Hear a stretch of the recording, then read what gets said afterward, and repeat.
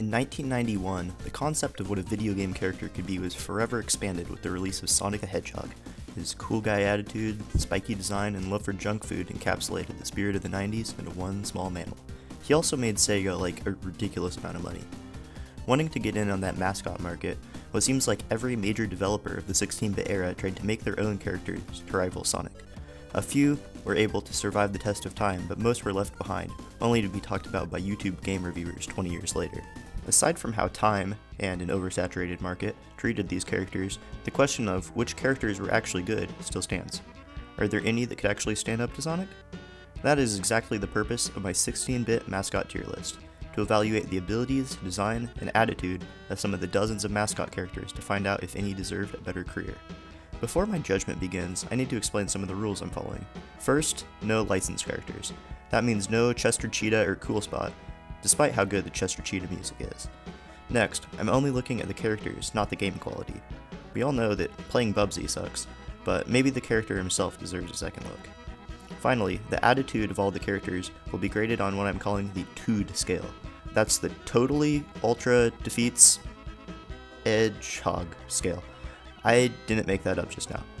Anyway, let's get into what you're here for, the tier list.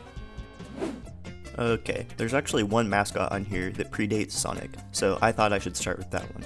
Sega's first mascot, introduced in 1986, was an alien boy by the name of Alex Kidd. He was pretty much retired after the release of Sonic 1, but should he have been? In terms of design, Alex Kidd is fairly basic. He has some elf ears and a jumpsuit inspired by Bruce Lee, but other than that, he's just kind of a kid. With two Ds, you see what I did? However, Alex Kidd's real strengths come with his abilities. On his own, he has some simple kicks and punches, but throughout the game, you can also pick up different vehicles, like a pogo stick or a motorcycle. He also possesses the power of rock, paper, scissors, which is a really unique ability. On the TOOD scale, Alex ranks pretty low. He just kind of stares blankly ahead for most of the game. Overall, Alex Kidd gets a B, setting the middle ground for this list. While I'm on the subject of earlier human mascots, next is Kid Chameleon. While much more of a clone of Mario than Sonic, I'd still say that he qualifies for this list. For design, this guy is 90s as heck. He has shades, a leather jacket, and a skateboard. His abilities are also pretty rad, as the kid collects helmets, which can turn him into anything from a knight to a tank. However, the kid's TOOD is going to be pretty low, because other than his clothes, he's just a generic looking guy, and that's going to knock him down into C tier. Next on the list, and probably one of the more well-known characters on this list, is Earthworm Jim. This worm in a humanoid spacesuit is certainly a unique design that allows for some pretty interesting moments, while also raising some questions about how he's able to pilot the suit without limbs. For abilities, Jim has a gun for long-range attacks, but he can also use his own worm body to whip enemies or grab onto hooks. Alongside his creative abilities are super lively animations for just about every action in the game. Because of this, Jim ranks pretty highly on TOOD. Also, he says groovy quite a bit, which is neat. Overall, Earthworm Jim gets a high A tier. One mascot that's very obviously trying to just be Sonic is Arrow the Acrobat. Arrow's energy is very close to Sonic, but that's not necessarily a bad thing. His design has all the cool guy features, but also brings in a little edge with the mask and the bat wings. Being a bat, most of Arrow's abilities have something to do with flying. He can do a spiral arrow attack in any direction, and can also hover in the air for a moment. He can also throw stars, which doesn't really track with his character design, but hey, having a ranged attack in a platformer is always useful. Arrow also has quite a bit of TOOD, as his mini animations show. After all that though, I still have to rate Arrow pretty low, as he is just way too derivative of Sonic. C tier. A year after making Arrow the Acrobat, Sunsoft would make a spin-off starring Arrow's once enemy, Zero the Kamikaze Squirrel. Right off the bat, Zero loses some points for having a name and a headband that are a bit yikes by modern standards. Other than that though, Zero's design is fairly solid, rocking a leather jacket and sneakers, and somehow making an animal and human clothes look cool. Zero's abilities are also pretty good. His main abilities are flipping around and doing headfirst ground pounds, but he can also throw shurikens in multiple directions, a much more thematic projectile than Arrow. Zero also brings the bad dude attitude, but sometimes it may go too far, making him just look a little bit irritated. If it weren't for the problematic stuff, Zero would have been an easy A tier, maybe even S, but because there's no way this game would be able to come out today, I'm bringing him down to B tier. While we're at the bottom of the alphabet, let's talk about Zuul. This game was pretty upfront about its comparisons to Sonic when it launched initially on the Amiga in 1992, as this old advertisement shows. Zuul, no relation to the Ghostbusters villain, is a ninja gremlin from another dimension.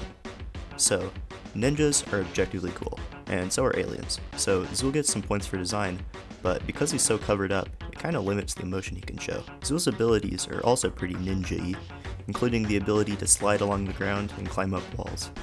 He can also shoot fireballs, cause why not? For Tood, Zuul is pretty low, because as previously mentioned, he doesn't really show any emotion, but not in a cool guy way, just more of a low animation budget way. Zuul's pretty middle of the road when it comes to mascots, so he's getting B tier as well. Also, one little detail that I just have to mention is that before he was called Zuul, the game's hero was going to be called Poots. Fun fact. Next up is Dynamite Hedy, created by Treasure exclusively for the Genesis. Hedy is a puppet who can detach and shoot out his head, a very unique design that's incorporated into every part of his moveset. By himself, Hedy can launch his head, both to attack enemies but also to grapple onto platforms. However, the real fun comes with the 17 different heads, which can do anything from give Hedy an explosive shield to sucking in enemies as a vacuum. Hedy also has a fair amount of attitude in the cutscenes and some animations, but sometimes he just looks a little irritated. Overall though, I've got to give Dynamite Hedy the first S tier of the video. The next character on the list is Mr. Nuts. While the name is a bit unfortunate, Mr. Nuts is a squirrel who stars in a pretty mediocre platformer. His design, while simple, is pretty solid for a cartoon animal. For abilities, Mr. Nuts can throw acorns he collects at enemies and also shake his tail, Tanuki suit style. Nuts doesn't have the same cool guy attitude that some of the other characters have, but he does have some lively animations.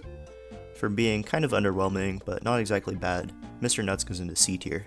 After Mr. Nuts, we have Plock. When I first saw Plock, I assumed he was designed to look like Rayman, but actually, Plock predates Rayman by 2 years. He has the same kind of detached limbs, but Plock's limbs actually serve a slightly different purpose. Plock can throw all 4 of his limbs to defeat enemies and solve puzzles, and while his limbs are out, Plock just jumps around on his torso. Later in the game, you can also find temporary power-ups that give Plock abilities like a gun or boxing gloves. Plock also has a fair amount of Tood, especially in the things that he says after levels are beaten. Because of the influence Plock had on other floating limb characters, I'm giving him an A. One of the stranger mascot characters I found is from a Europe-only SNES game called Jellyboy, not to be confused with Smart Ball, which is known as Jellyboy in Japan. This European Jellyboy, however, is pretty confusing in his own right. He takes the form of a pink humanoid made out of, I guess, jelly for the most part, but he also has many other transformations that completely change his body. For example, ducking actually turns Jellyboy into a duck. This also factors into the power-ups, which turn him into things like a hammer or a submarine. However, the most bizarre ability Jellyboy has is his standard attack, where he shoots a fist out of his stomach. This makes me uncomfortable. When it comes to Tood, Jellyboy has a little bit and a few animations, but overall there isn't much. Jellyboy is another one with both good and bad elements, so I'm going to throw him into B. While we're on the subject of boys, let's go over another platforming boy, Magicboy. This guy kinda creeps me out. He has a very rounded design, which should be inviting, but when I look at him, I just think of that kid Chowder from Monster House. The boy, whose name is Hewlett, by the way, has 2 major moves that you can use to defeat enemies. The first part of defeating an enemy is to stun it by using Hewlett's magic wand. Then, while the enemies are stunned and looking real sad, you stuff them into your bag before chucking them into a cage at the bottom of the screen. Hewlett is just about the bottom of the Tood scale. He just kinda stands there, creepily. Even so, Hewlett from Magicboy is pretty memorable to me, so he's going into the B tier. B for boy.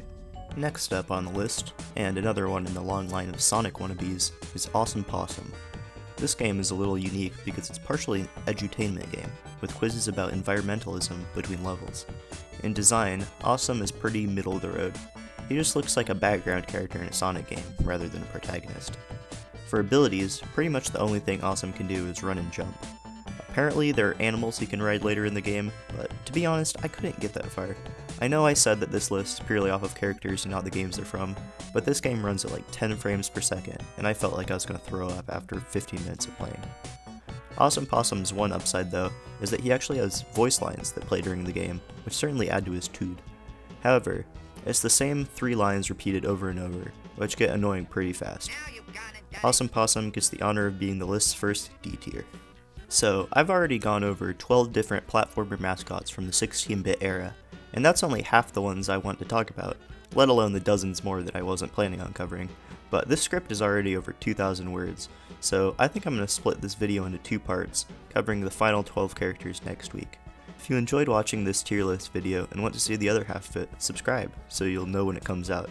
Again, I hope you enjoyed this video, and thanks for watching.